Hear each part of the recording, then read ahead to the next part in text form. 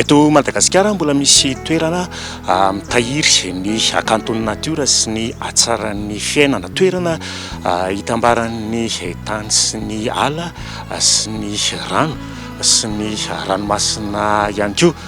Any atsinanan'ny Madagasikara lavitry ny Tabataba no misy ny toerana roa, Ambilale maitso sy Manambato, toerana izay tena kanto dia kanto eo amin'izay fitehirizana ny natiora sy ny fanomezana ny hatsaran'ny fiainana izay. Ankoatra ny atao hoe hakanton'ny fiainana sy ny hatsaran'ny natiora any amin'ny Ambilale maitso sy Manambato ity dia hoentina ihany koa isika hitsidika andakana izany mpangalanina izany ary dia hitsoka ny rivo-dranomasina madio sy hikoka ny hakanton'ny zavaboary. Atolotra ary ny arahabo ampampiraritso tompoko lahy sy tompoko vavy ary manasa antsika rehetra hitsidika ny Ambilale maitso sy Manambato hatramin'ny farany.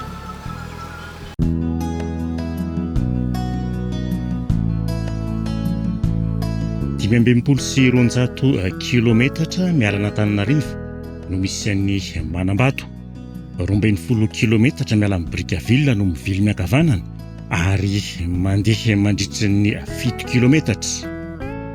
Raha amin'ny fiara dia adiny 9 eo ny faharetany. Efa vitatra ny amin'ny 70 isanjato ny lalana avy eo amin'ny Sapanana makany Manambato ary afaky ny fiara rehetra. Tanàna mangina sy mahafinaritra Manambato, amoron'ny Lakarasobe, farihy iray mizotra mba hifanakekezana amin'ny ranomasimbe Indianina. Eto Manambato, fasika fotsy madio ary rano mialehibe mitovy amin'ny fitaratra no manjaka amin'ny farihy. Mahavariana koa ny fiainana eto, azo atao tsara ny milomano amin'ny ranomanga malefaka amin'ny Lakarasobe na manao kitesurfing raha mitomika ny rivotra. Ary sambatra tokoa ireo mpitsidika tratra fotoana tsara amin'izany.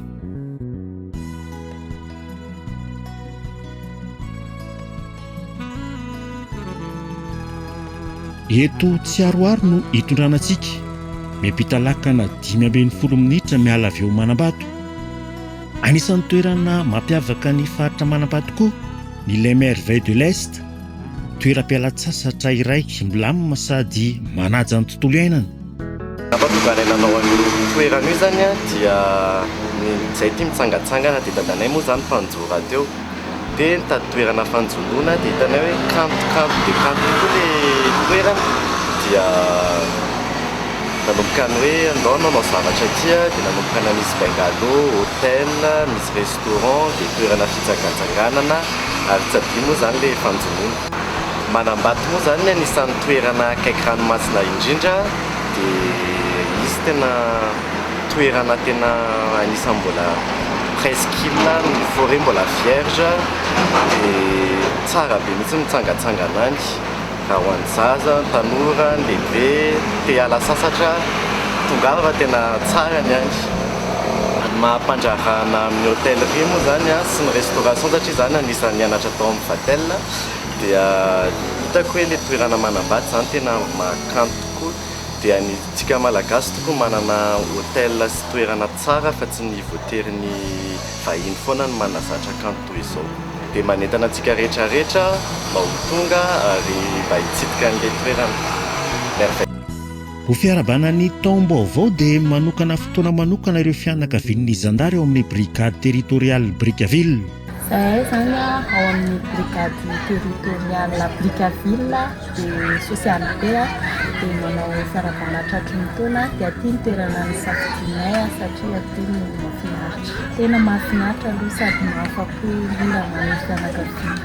Ny ranomamy, ny kalma afaka hitondrana ankizy, misy ny marifo dia misy ny rano. Fiaraha-misakafo, fialana hetaheta, fiarahana samy fikambanana, fanatanjahantena azo atao eto Tsiaroaro avokoa. Ny rano ratio marifo ka mety tsara ho an'ny ankizy sy ny lehibe.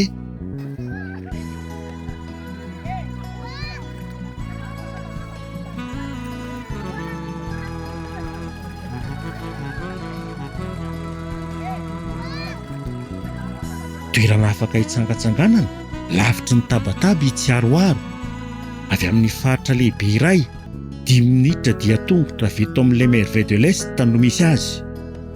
Manana ny tantara manokana i Tsiaroaro. Anaran'ny laka ty amin'izao Tsiaroaro. Dia nahatonga anazy Tsiaroaro nisy olona nipetraka tany taty taloha. Dia hoe eto zareo misasa dia niompy. Dia zareo miompy amin'izay maingany varotra. Dia mitondra vorona zareo teto. Dia naingany sasa olona ampizoda. Dia vao nisasa zareo ampizoda dia lasana voeny anankiray dia valinan'olona. Dia niteny ilay valinan'olona sady lasana voeny dia mbola afaka miteny izy hoe azaroaro valy azaroaro valy.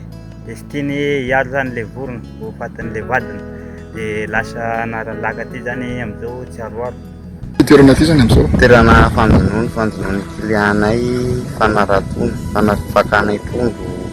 Efa tsisy laoka zay dia eto manjono. Tonga avy any zay tia anjono dia afaka manjono eto daholo. Sady fanaratono. Ina sa karazana trondro misy eto? Tilapia ihany. Misy maventy? Misy maventy.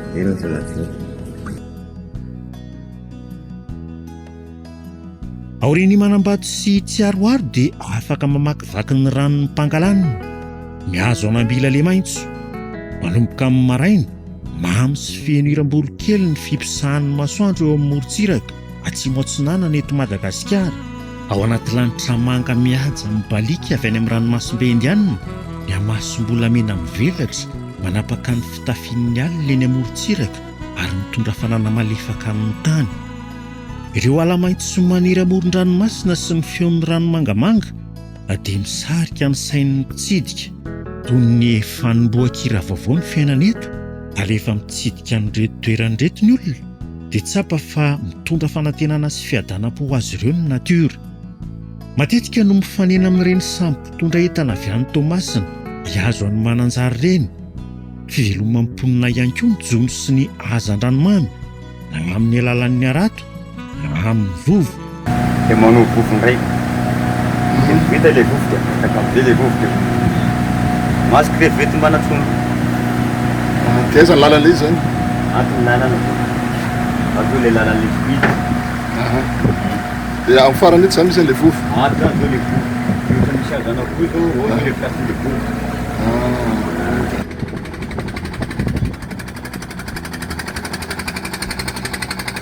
Aorian'ny ora iray amin'ny lakana tonga eo amin'ny tanàna Anambila le maitso, tanàna kely amorontsiraka eo anelanelan'ny onjan'ny ranomasimbe Indianina sy ny ranon'ny Pangalanina.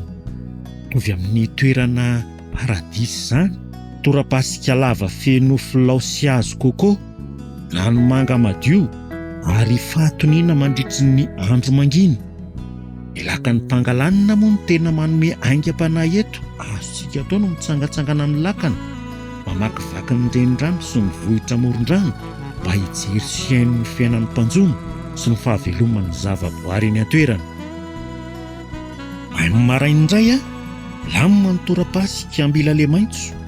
Maro ireo mpanjono mitsangatsangana amin'ny pirogue eny amin'ny rano mihaja, manao fihazanan-dranomasina eo amoron-dranotra fisaka ka mamela tsipika fasika fotsy eo amin'ny torapasika afinaritra tsy hay adinoana.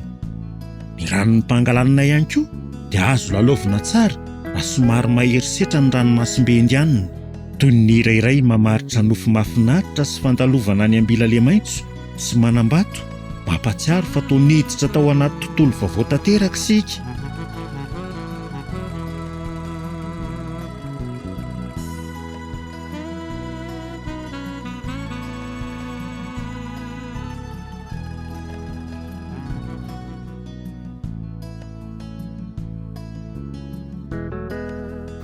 Raha liana amin'izany akanton'ny natiora izany ary ianao dia tsy dio Ambila le maitso sy Manambato fa hikioka rivo-dranomasina mahafinaritra ianao hiaina ny fiovan'ny torapasika ihany koa rehefa harivan'ny andro ary hiaina ny tsikitsikin'ireo mpiaramonina amin'ireo toerana ireo. Dia mirary ianao ary amita izany dia mahafinaritra izany hiaina izany akanton'ny natiora izany dia hiaina ihany koa ny fahatsiarovana mahafinaritra be eo amin'ny fiainana.